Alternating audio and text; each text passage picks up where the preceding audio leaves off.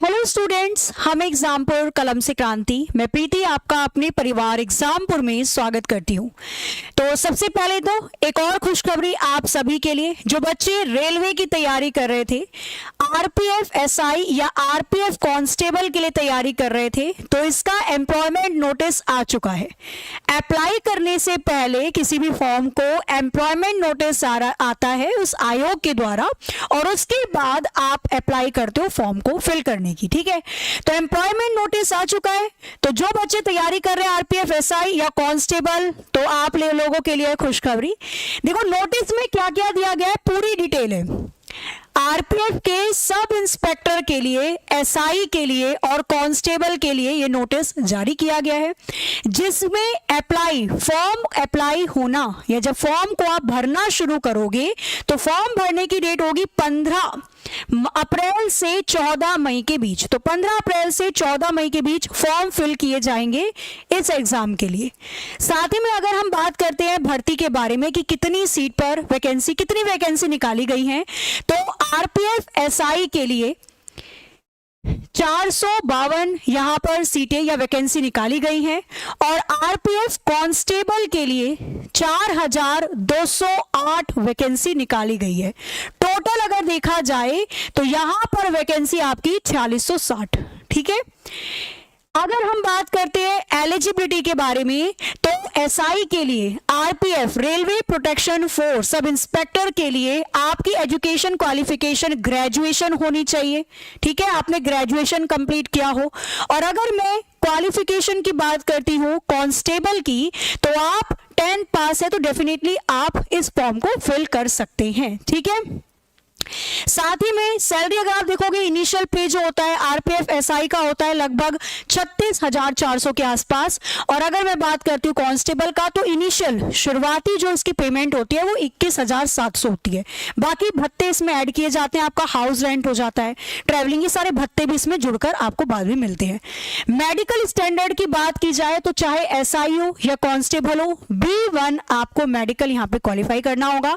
वहीं अगर मैं एज की बात करती हूं, तो यहां पे रेलवे में आपको एज रिलैक्सेशन दे दिया गया है, 3 साल की छूट दी गई है, और ये बहुत जरूरी था क्योंकि आरपीएफ एसआई या कांस्टेबल की भर्ती इतने टाइम से नहीं आई थी।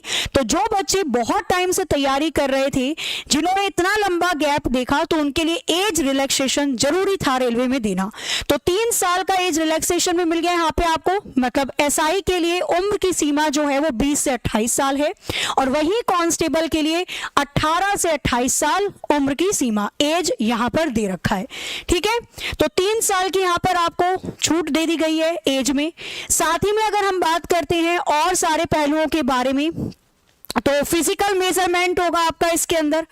सीबीटी एक ही एग्जाम होता है, कंप्यूटर बेस्ड टेस्ट, उसके बाद आपका फिजिकल होता है, फिर आपका मेडिकल चेक किया जाता है। ठीक है, इसके बाद अगर हम बात करें तो रिजर्वेशन भी यहाँ पर दिया गया है। जैसे अगर आप देखो एक्स सर्विसमैन को, महिलाओं के लिए जो रिजर्व है सीट, वो 15% सीट महिलाओं के लिए रिजर्व होती है वुमेन कैटेगरी के लिए।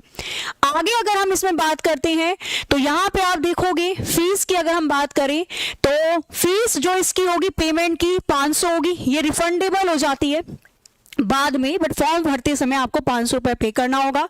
वहीं अगर SC ST category, ex serviceman या फीमेल की बात करूं, तो फॉर्म की फीस 250 होती है, ये रिफंडेबल होती है, बाद में मिल जाती है। ठीक है, साथ ही में अगर और चीजों के बारे में बात की जाए तो एलिजिबिलिटी, जैसे कि मैंने बताया ग्रेजुएशन, अगर आप एसआई के लिए कर रहे हैं तो आपकी ग्रेजुएशन होनी जरूरी है, कांस्टेबल के लिए 10th। इसके बाद अब मेन इंपॉर्टेंट चीज क्या है, सबसे इंपॉर्टेंट होता है जब भी कोई नोटिफिकेशन आता है आपके माइंड में कि कितनी सीटें निकाली गई हैं, मतलब कितनी वैकेंसी है, कितना कंपटीशन देखने को मिलेगा। तो जाहिर सी बात है एसआई के लिए 452 सीट या वैकेंसी आपकी निकाली गई एसआई के लिए, और कांस्टेबल की अगर मैं बात करती हूं तो 4208 भर्तियां निकाली गई हैं।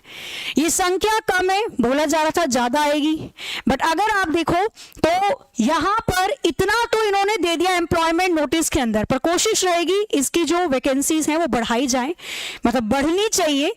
और बाकी अभी जो नोटिस में आई है वो कुछ इस प्रकार से आई है, जो पूरी डिटेल मैंने आपको यहां पर बता दी, ठीक है। अब देखो, आप में से काफी सारे बच्चे थे जो कॉन्टिन्यूस तैयारी कर रहे थे। अब धीरे धीरे रेलवे भी फॉर्म में आ रहा है, ALP निकाला इसने, अब RPF SI कांस्टेबल भी निकाला इसने। तो अब इसका एग्जाम भी मान के चलो, जब 15 अप्रैल 14 मई के बीच फॉर्म फिल किए जाएंगे तो एग्जाम भी इसका लगभग कम से कम 4 महीने के अंतराल में या 5 महीने के अंतराल में CBT करवा दिया जाएगा। अब आपके पास जो समय है तैयारी करने का वो 4 से 5 महीने लगभग मान के चलते हैं। एग्जाम क्रैक वही करेगा जिसकी तैयारी मजबूत होगी, जिसने बहुत अच्छे से पढ़ा। पेपर एक ही होता है इसमें, CBT बस एक ही एग्जाम होता है, कंप्यूटर बेस्ड टेस्ट होता है इसके अंदर, जिसमें आपका मैथ्स आता है, रीजनिंग आती है और GS आती है, ये वाला पोर्शन आता है, ठीक है। तो इसके लिए एग्जामपुर आपके लिए लेकर आया है RPF SI कांस्टेबल का परचम बैच। इस बैच की फीस आपकी होगी 499 रुपए। 499 रुपए की फीस में आपको मिलेंगी डेली लाइव क्लासेस, जो हमारे टीचर्स आपको पढ़ाएंगे। क्योंकि जाहिर सी बात है, अगर आपको डिटेल में घुसकर किसी भी सब्जेक्ट को पढ़ना है, इतना टाइम तो लगता ही है। एग्जाम से पहले आपको एक बार सिलेबस कंप्लीट करना होता है, एक बार रिवीजन करना होता है और फिर प्रैक्टिस सेट, तो तैयारी पूरी होती है या पूरी मानी जाती है। तो इस बैच में आपको ये सारी चीजें इन्वॉल्व मिलेंगी, डेली लाइव क्लास की PDF, previous year question, chapter खत्म होने के बाद टीचर्स के थ्रू आपके टेस्ट भी लिए जाएंगे, ताकि देखा जा सके कि कितनी तैयारी मजबूत चल रही है। क्लियर? बैच आप परचेज कर सकते हैं हमारे एग्जामपुर के ऑफिशियल एप्लीकेशन को डाउनलोड करके। प्ले स्टोर पे जाकर आप एग्जामपुर की ऐप डाउनलोड कीजिए, वहां से आप इस बैच को परचेज कर सकते हैं। साथ ही में इसकी जो क्लासेस स्टार्ट हो जाएंगी एप्लीकेशन पे, वो 4 मार्च से शुरू हो जाएंगी। कब तक ये बैच आपके पास रहेगा? टिल एग्जाम, जब तक आपका एग्जाम कंप्लीट नहीं हो जाएगा, ये बैच आपके पास ही रहने वाला है, ठीक है। बैच परचेज करने के लिए आप हमें कॉल भी कर सकते हैं 9873111552 पे, ठीक है। और साथ ही मैं यहाँ पे आपको बता दूं कि अभी जो आप इवेंट देख रहे हो, इस इवेंट के नीचे भी, नहीं तो डिस्क्रिप्शन में नहीं तो यहाँ पे सामने पिन कर रखा है कोर्स। आपको डायरेक्ट परचेज करना है, दिक्कत आ रही है तो आप यहाँ पर जाइए, यहाँ पर पिन किया हुआ है पूरा लिंक कोर्स का, क्लिक करने के साथ ही आप परचम बैच पे पहुंच जाएंगे। बाय नाउ पे क्लिक करना है आपको और यहाँ पे अपनी ईमेल आईडी डालनी है। ईमेल आईडी डालने के बाद आप इस बैच को परचेज कर लेंगे। 4 मार्च से क्लासेस शुरू हैं, तो 4 मार्च से पहले कोर्स परचेज कर लीजिए, ताकि डे 1 से आप चीजों को बहुत अच्छे से पढ़ना शुरू कर दें, ठीक है। तो बस बात यही है कि पहले बहुत टाइम से इंतजार था कि कब वैकेंसी निकलेगी, ALP आया तो लगा कि चलो अब तो आने वाली है, और फाइनली आ चुका है RPF और SI, बढ़िया जॉब होती है, ठीक है। तो तैयारी करिए बहुत मजबूती के साथ, और डेफिनेटली यकीन मानना, आप तैयारी अच्छे से करोगे, सारे पॉइंट आपके क्लियर होंगे तो एग्जाम अच्छा जाएगा। और एक ही पेपर है, ऐसा नहीं 2-3 पेपर है, एक ही पेपर है, फिर फिजिकल होता है। आप में से कुछ बच्चे फिजिकल के बारे में पूछ रहे हैं, तो फिजिकल का वही क्राइटेरिया जो पहले था, और बाकी इसका पूरा नोटिस कुछ इसमें चेंज तो नहीं किया गया फिजिकल के अंदर। ये जब एप्लीकेशन का फॉर्म निकलेगा ना 15 अप्रैल से, तभी आपको पूरी डिटेल वहां पर दी जाएगी, अगर किसी भी प्रकार का चेंज होता है तो। अभी तक के लिए फिजिकल वही पुराना वाला पैटर्न होगा, SI का भी और कांस्टेबल का भी, ठीक है। तो चलो फाइनली वैकेंसी आ गई, डेफिनेटली कोशिश ये की जाएगी इसको बढ़ाया जाए, नंबर को, संख्या को बढ़ाया जाए। कम सीटें हैं, लेकिन जो तैयारी कर रहे हैं, जिसने शिद्दत से तैयारी कर ली, डेफिनेटली उसका सिलेक्शन पक्का है इतनी सीटों में, ठीक है। तैयारी करने के लिए मैंने आपको बता ही दिया है, आप परचम बैच से जुड़ सकते हैं। 4 मार्च से इसकी क्लासेस शुरू हैं, और 4 मार्च से पहले ही बैच ले लेना।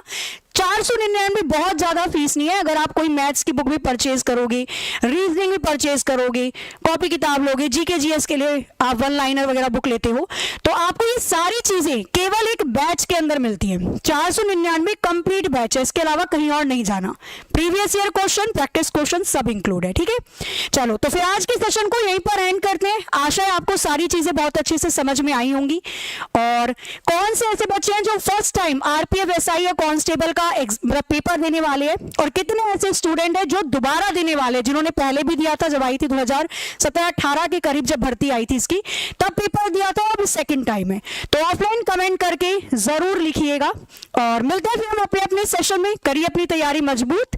जय हिंद, जय भारत।